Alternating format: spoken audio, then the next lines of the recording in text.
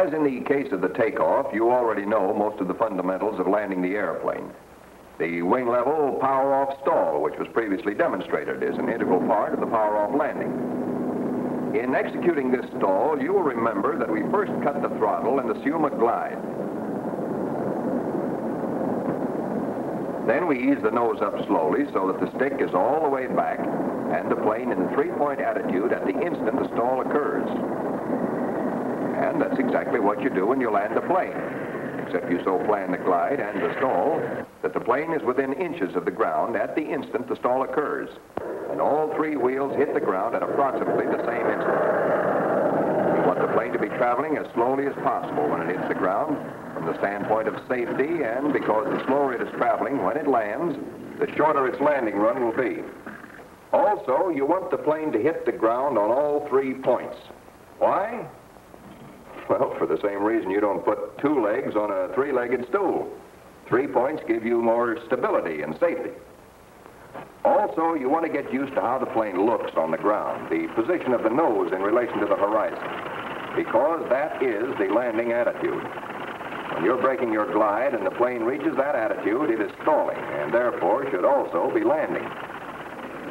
We use the gliding approach to a power-off landing, but we don't want to land at gliding speed. It's much too fast for that, so we slow the plane up. How? By easing the nose up out of the gliding attitude. But slowing up the plane means that the air flows less rapidly over the wings, and that, in turn, cuts down lift. So as we bring the nose up, the plane continues to follow a downward path, even though the nose is steadily rising. The direction the nose is pointed is getting further and further from the direction the plane is traveling, until finally the air can no longer flow smoothly over the wings to form the low-pressure area. So the plane stalls and lands at the same time. Thus it lands at the slowest possible speed. And it is so designed that, properly handled, the stall occurs at the same time the plane is in the 3-point attitude. A bird lands that same way. It uses the gliding approach, then brings its nose up smoothly to slow down its glide. Finally, it settles to a landing at the same instant its wings stall, and thus it lands at the slowest possible speed. Also, a bird lands and takes off into the wind. And so, whenever possible, does an airplane. Supposing we're using this field for our landing practice, we must first determine the direction of the wind. Some fields have a wind T to indicate the direction the wind is coming from. Some have a tetrahedron. This field, it so happens, has a windsock. So, having determined the direction the wind is coming from, we try to visualize the direction of the wind in relation to the field. Obviously, we can't land directly into the wind unless we have the wind direction well in mind. The power-off approach to a landing begins with the plane headed at right angles to the landing line at an altitude of 500 feet. At about this point, we cut the throttle, assume a glide, and start a turn in toward the field. Also, we trim the plane to help us hold the correct gliding attitude and speed. As we approach the new heading, we start to roll out of the turn so that when the wings are level, we are headed directly into the wind. With our heading established, we must now keep the plane absolutely straight. To do this, we look well ahead, watching the nose in relation to the scenery to see that it doesn't swerve to one side or the other. We want to keep it exactly on heading. And, just as important, the wings must be level and must remain level. Try to see the whole picture, your wings and your nose, in relation to all the scenery within your range of vision and in relation to the horizon.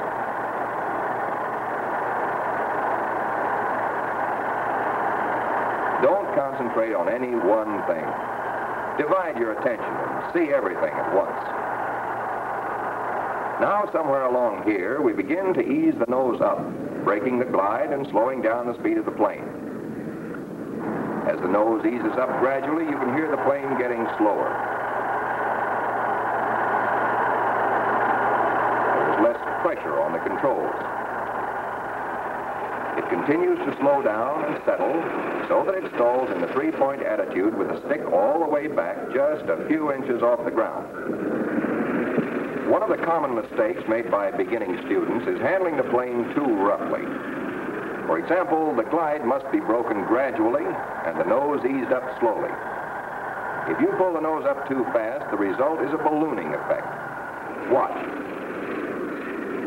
Instead of continuing to settle, the plane actually pulls away from the ground.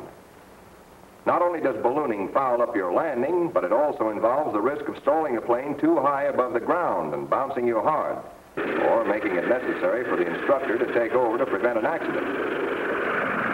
But poorly controlled gliding speed can also cause you to balloon. We'll demonstrate.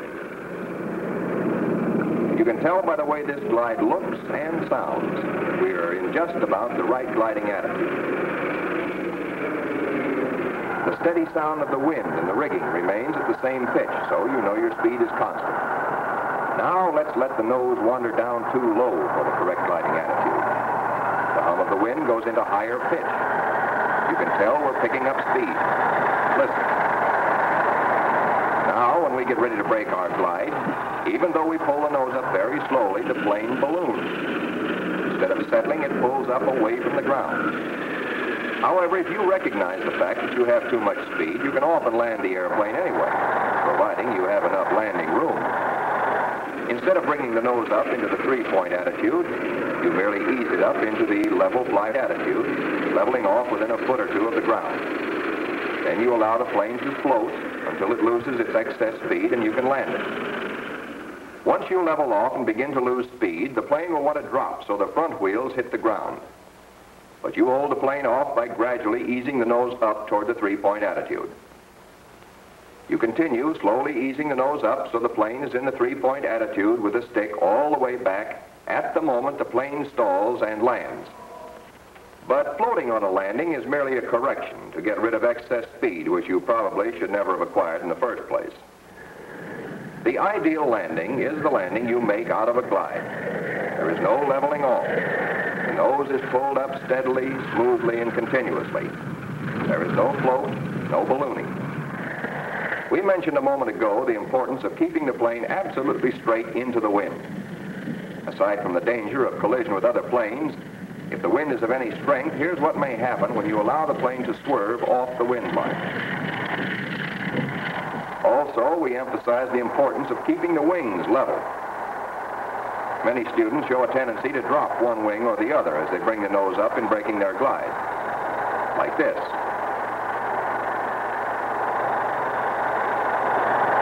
One wing down means you're either swerving or slipping. You land on one wheel, which again involves the risk of ground looping. Another very common mistake beginning students make in landings is landing the plane too high. This can happen in either one of two ways. The student starts to break his glide while he is still too high off the ground, so that when he reaches a three-point attitude and stalls, the ground is not there to catch him.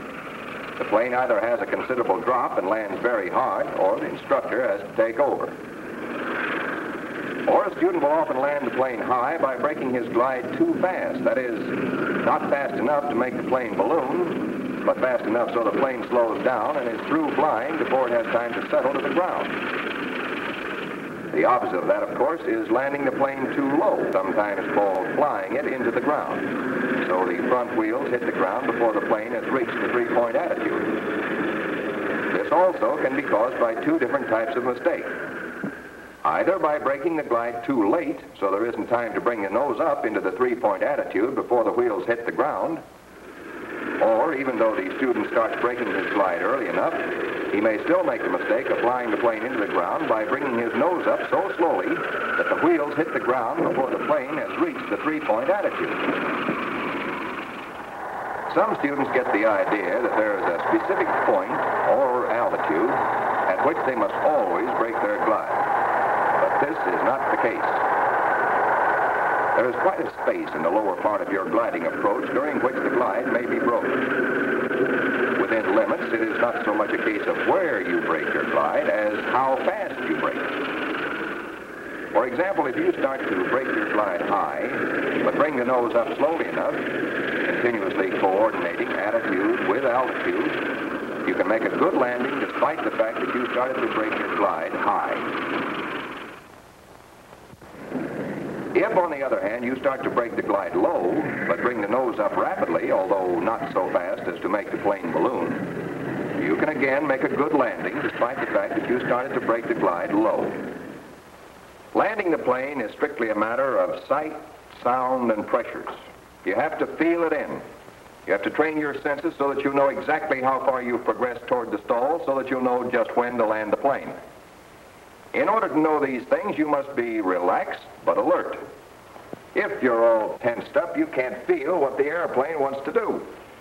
It's perfectly natural that you may tend to tense up on your first few landings. But the sooner you can counteract that tendency, the sooner you'll be able to land the airplane and take it off successfully. And whatever you do, avoid the mistake of our friend McDribble, who believes that the landing is completed once he has the plane on the ground. Good.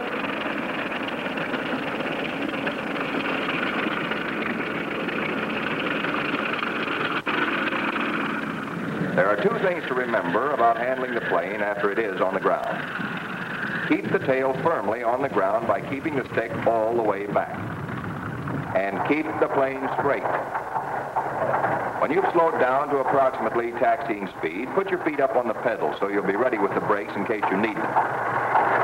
But keep the plane rolling straight clear to the edge of the takeoff and landing area so you won't get in the way of other planes which may be landing or taking off near you. Raise your seat for taxiing, unlock your tail wheels, and before you turn, look back on the side towards which you're going to turn so you won't cut into anyone.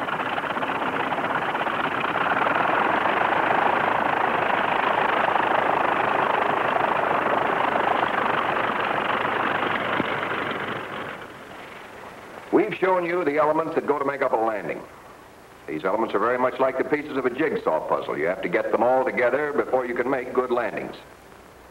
There'll probably be times during your early training when you'll wonder if you'll ever learn to land the plane. Then, suddenly one day, you'll get all the pieces together as they should be, and you'll make a good landing. And then another, and you'll have it. But whatever you do to make landings and all flying easier for you right from the start, try to make full use of your eyes, your ears, the pressures the controls give back to your hands and feet, and the pressures on the seat of your pants.